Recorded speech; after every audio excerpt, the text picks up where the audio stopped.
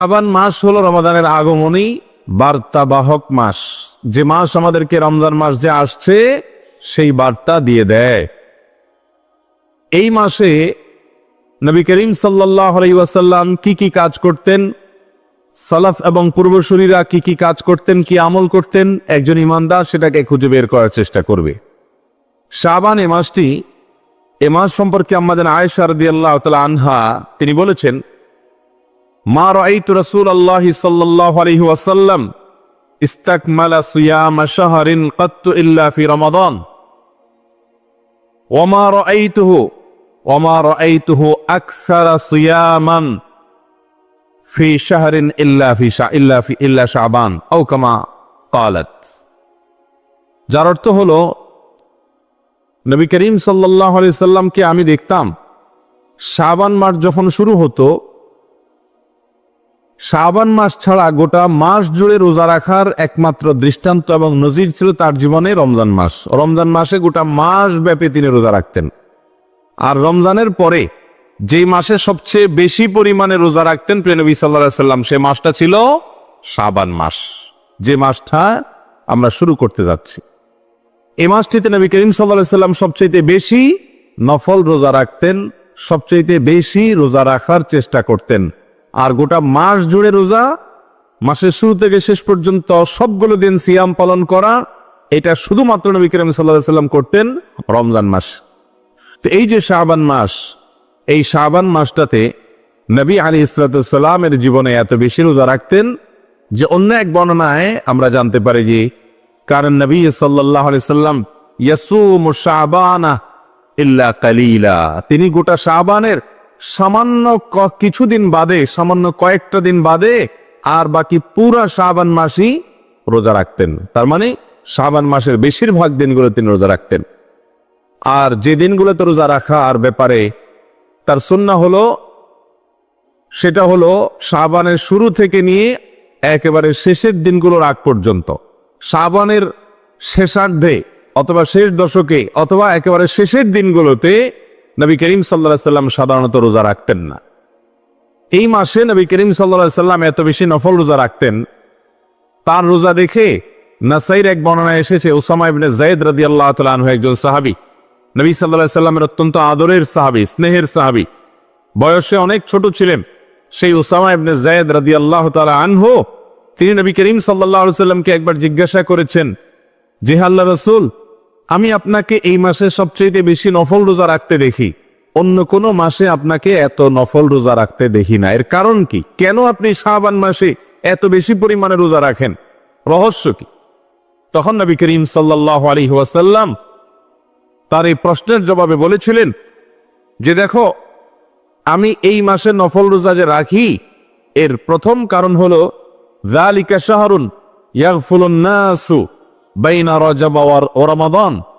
শাবান এমন একটা মাস যে মাসের দুই পাশে দুইটা গুরুত্বপূর্ণ মাস, মাঝখানে এই মাসটাতে মানুষ গাফলতিতে বসে থাকে, অলসতা করে, ইবাদত বন্দেগী করে না।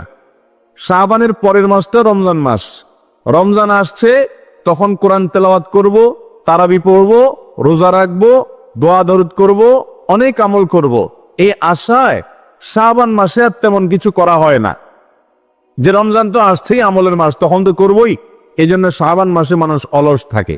আবার শাবানের আগের মাসটা হলো রজব মাস, সেই রজব মাসে সম্মানিত 4 মাস হওয়ার কারণে এই মাসে পাপাচার থেকে বেঁচে থাকা ইমানদারের কাজ। যদিও আমাদের সমাজে আজকাল রজব মাস বা সম্মানিত যে 4টা মাস, সে মাসগুলা কখন আসে আর কখন যায় সে বিষয়ে আমাদের বেশিরভাগ মানুষের তেমন কোনো খোঁজ খবর থাকে না। তো এই শাবান মাস, এই মাসটিতে প্রিয় নবী সাল্লাল্লাহু আলাইহি সাল্লাম বেশি রোজা রাখতেন। কেন?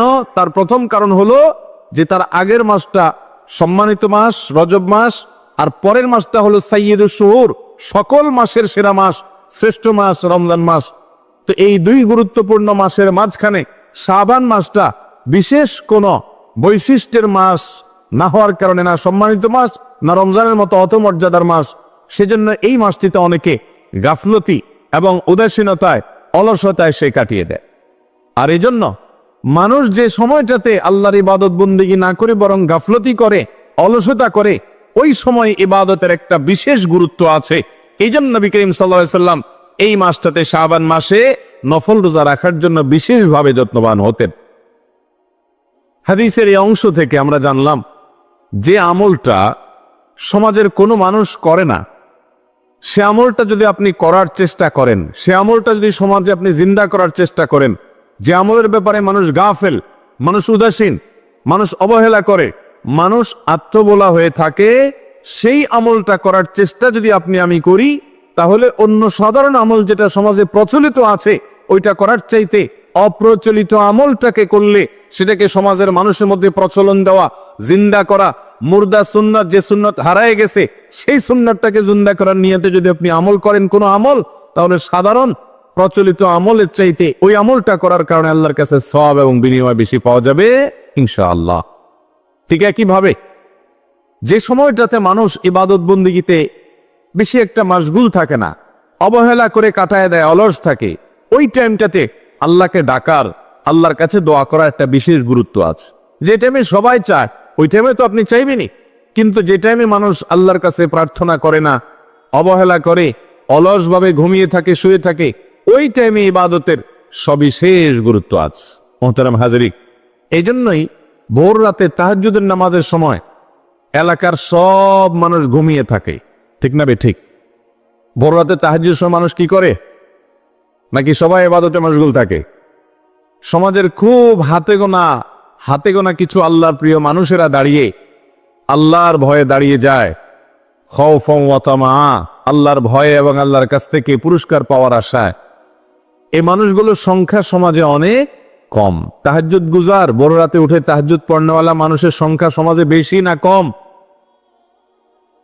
এই টাইমে বেশিরভাগ মানুষ যেহেতু শুয়ে থাকে, অলস ভাবে সময়টাকে কাটায়, ঘুমিয়ে থাকে, অবচেতন থাকে, এই জন্য এই টাইমে যদি কেউ উঠে দাঁড়ায়, যেহেতু দুনিয়ার আসমানে আল্লাহ রাব্বুল আলামিন নেমে আসেন, এই জন্য এই টাইমে কেউ দোয়া করলে, নামাজ পড়লে সে আল্লাহর যত নৈকট্য অর্জন করতে পারবে, অন্য কোন সময় আল্লাহর ইবাদত বন্দেগী করলে, আল্লাহর কাছে দোয়া করলে, প্রার্থনা করলে এত বেশি নৈকট্য অর্জন করা সম্ভব না। কথা কি বুঝাতে পারছি? এই জন্য শাবান মাসের এই আমলটির গুরুত্ব কেন বেশ? কারণ এই মাসে মানুষ সাধারণত গাফেল থাকে, আর গাফেল থাকা মাসটাতে আপনার আমার প্রিয় নবী সাল্লাল্লাহু আলাইহি সাল্লামের সিরাত ছিল, তার জীবনী, তার জীবন আদর্শ ছিল যে তিনি এই মাসে নফল রোজা বেশি রাখতেন, যেহেতু মানুষ অবহেলা করে। একজন লোক, গরিব মানুষ, রিকশাওয়ালা মানুষ, অভাবী মানুষ, অশিক্ষিত মানুষ, তাকে সমাজের বেশিরভাগ মানুষ সাধারণত সালাম দেয় না। মসজিদের ইমাম সাহেবকে সবাই সালাম দেয়, খতিব সাহেবকে সবাই সালাম দেয়, নেতা সাহেবকে সবাই সালাম দেয়, মুরব্বী সাহেবকে সবাই সালাম দেয়, কিন্তু এই বেচারা রিকশাওয়ালাকে, গরিব মানুষকে, দিনমজুরকে, খেটে খাওয়া মানুষটাকে বেশিরভাগ মানুষ সালাম দেয় না। আপনি যদি সেজন্য ওই লোকটাকে আরো বেশি করে গিয়ে সালাম দেন, শ্রদ্ধা প্রদর্শন করেন, মোহাব্বত প্রদর্শন করেন, তাহলে এই যে অবহেলিত একজন মানুষকে গুরুত্ব দেওয়ার কারণে আপনি সাধারণ মানুষকে সালাম দিলে যে সওয়াব পেতেন, এই লোকটাকে সালাম দিলে তার চাইতে বেশি সওয়াব পাবেন ইনশাআল্লাহ। কথা কি বুঝাতে পারছি? এই জন্য আমাদের নবী করিম সাল্লাল্লাহু আলাইহি সাল্লাম শাবান মাসে বেশি বেশি নফল রোজা রাখার চেষ্টা করতেন। ভাইরা আমার, আমরা যারা এই মজলিসে আছি প্রত্যেকে নিজেকে একবার জিজ্ঞাসা করি, শাবান মাস আমাদের প্রত্যেকের জীবনে এসেছে, আল্লাহ হায়াতে বাঁচা রাখলে আবারও আসবে। কারোর জীবনে 20 বার, 30 বার, 40 বার, এক একজনের জীবনে এক এক সংখ্যক বার এসেছে। যার হায়াত যত বছর, যার বয়স যত বছর, তার জীবনে এই মাসটা বছরে ততবার এসেছে, ঠিক না ঠিক? শাবান মাসে গোটা মাসের বেশিরভাগ দিন, অথবা অন্তত 10-15 দিন, অথবা কিছুদিন এই মাসে নফল রোজার মাস হিসাবে আপনি আমি রোজা রাখার চেষ্টা করেছি। এমন মানুষ কতজন আছি আমরা? অনেক বেশি না কম? কম। হয়তো হাত তুললে বললে 1-2টা হাত তোলাও কঠিন হয়ে যাবে, কারণ আমরা জানিও না, আলোচনাও নাই সমাজে। রমজানের পরে নফল রোজার জন্য সবচেয়ে শ্রেষ্ঠ মাস হলো এই শাবান মাস, সবচেয়ে আদর্শ মাস, নফল রোজার আদর্শ মাস, নফল রোজার শ্রেষ্ঠ মাস হলো কোন মাস? এই শাবান মাস।